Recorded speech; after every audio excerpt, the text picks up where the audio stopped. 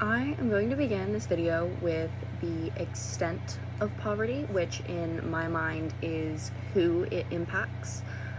So the largest group that I found that poverty impacts is marginalized groups, such as those who have immigrated here and maybe do not have the same opportunities that those who were born here do.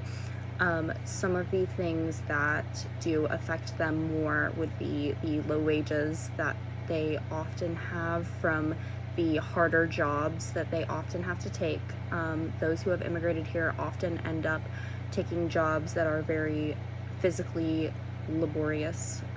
They have to do a lot more physical labor than those who maybe were able to be here and get a college education, get a high school diploma, so they weren't able to get into the workforce quite as easy.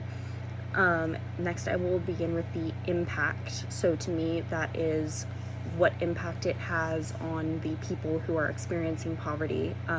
Some of the things that it will impact them is they may have food insecurity, especially children in schools who it's a big thing that you hear in school. Some kids don't know where their next meal is going to come from. And it can also affect people who are living in poverty. It can also affect their physical and mental health because they often do not have easy access to health care. So they say you're struggling with some kind of physical or mental ailment. You may not be able to just walk into the nearest clinic and get provided a service to help them feel better. The income and wealth gaps are becoming more and more apparent over the last many years.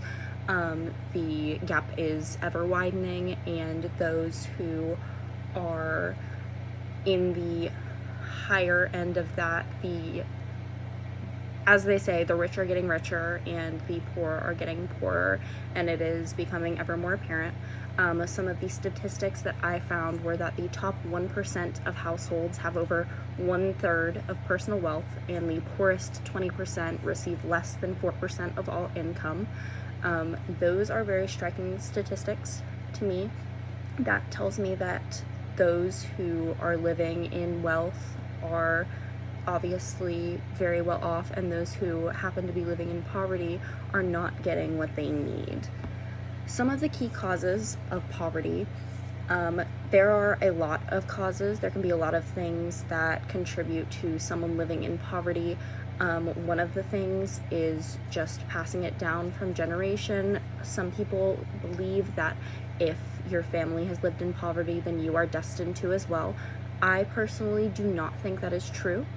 I think that everyone has an opportunity to grow. Obviously, there's always going to be challenges, and those who have lived in poverty have more challenges, and that can be really hard to work out of.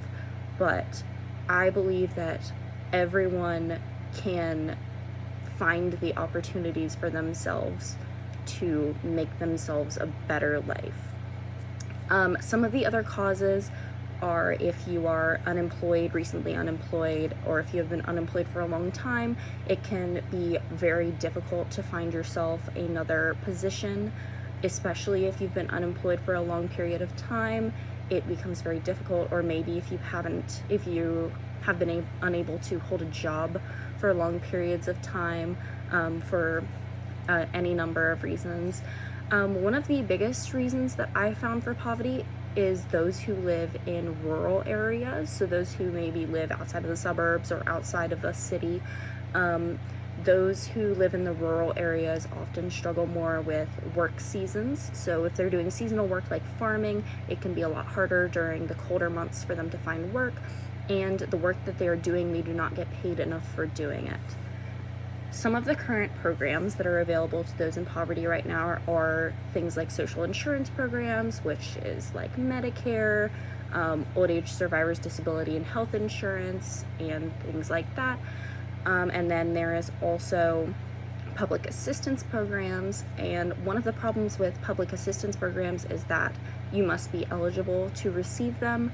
So if you're not eligible, those would not be available to you.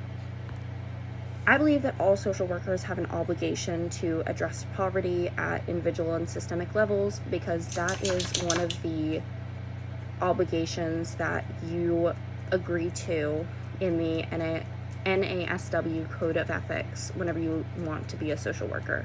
When you want to be a social worker, you want to be someone who helps people and makes life better for those who are struggling.